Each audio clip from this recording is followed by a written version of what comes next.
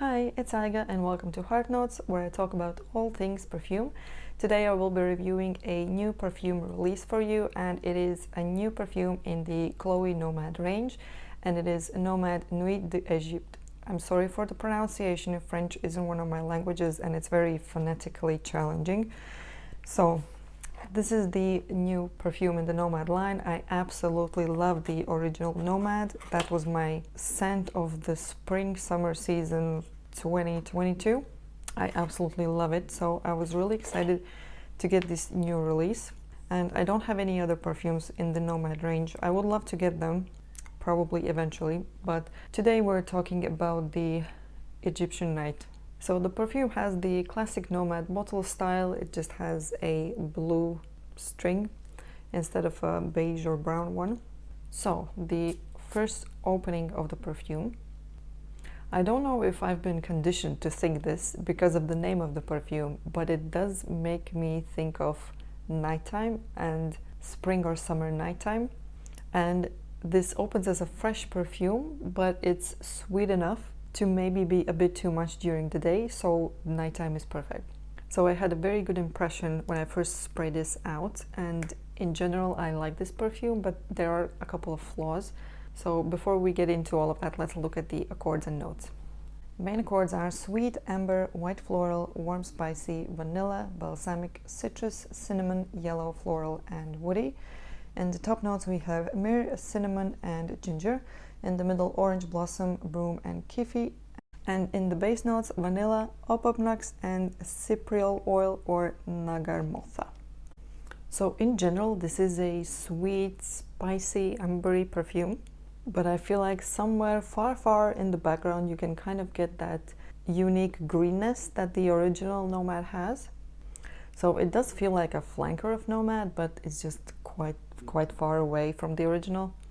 So the opening for the very first couple of seconds, it is quite fresh and juicy, but it's literally just a couple of first seconds. After that, it goes straight into the sort of ambery sweetness, a tiny bit of woodsiness, the floral notes, and the bit of spiciness as well. Now there are a couple of quite unique notes in this perfume, but a lot of people said on Reddit, by the way, a lot of people said that they don't like this flanker, that they like the originality of the Nomade line, and this feels like a commercialized version of Nomade, so sort of fitting the designer perfume mold.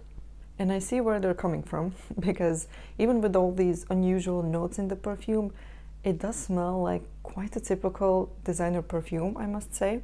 Now, I, for one, don't have an issue with it. I like designer perfumes. I like scents that are liked by most people. I don't look for the most unusual perfumes, and that's why I enjoy this perfume, but I see where they're coming from.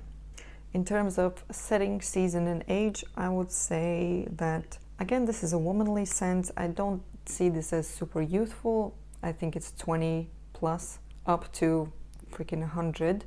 In terms of the setting, as I said, I think I might have been conditioned to think that this is a summer, springtime, date night sort of perfume. So the picture in my head is you're in a country on a vacation somewhere, and it's sort of like a vacation type country. So it's Greece, it's Italy, it's south of France, you're in a restaurant, it's 8 or 9 p.m. so the heat of the day is gone and it's nice and warm. You're sitting in a restaurant, it has a terrace, maybe there's like a canal or sea or something, so you're sort of fancy but still with nature as well. Yeah, and you're having a wonderful time, and this is the perfume that you're wearing. So that's the setting that comes into my mind, but realistically, the setting is not that niche, and I would probably wear this on an everyday as well, simply because it's a beautiful perfume. It's not super unusual or original or standing out, so I feel like this could be a good everyday scent.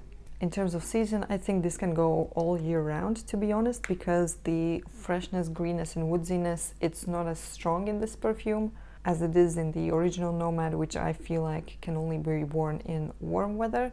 I think this can be worn also in winter and autumn because it is quite sweet and comes off as a warm perfume itself.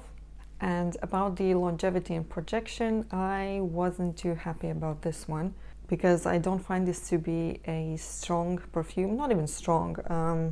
I don't think it's decent performing. I could sense the perfume for a little while, but it's maybe an hour, hour and a half tops, I think. And after that, it's just a skin scent. And as a skin scent in the dry down, it gets sweeter and sweeter and sweeter. So the slight greenness and woodiness is gone, and from the initial spray, the fruitiness, obviously the flowers are gone as well, and you're sort of left with this spicy amber sweet smell, which I don't mind, but I would wish that this would perform a tiny bit better. In general, I like this perfume. It's gonna stay in my collection, but I wish it was stronger, and I wish there maybe would have been a bit stronger link with the original Nomade, because I'm absolutely in love with that perfume. So that is the review of Chloe Nomade Nuit d'Egypte, and I hope you enjoyed it. Let me know if you've tried this perfume, if you maybe already have it, what are your thoughts, and thank you for watching the video, and I'll see you in my next one. Bye!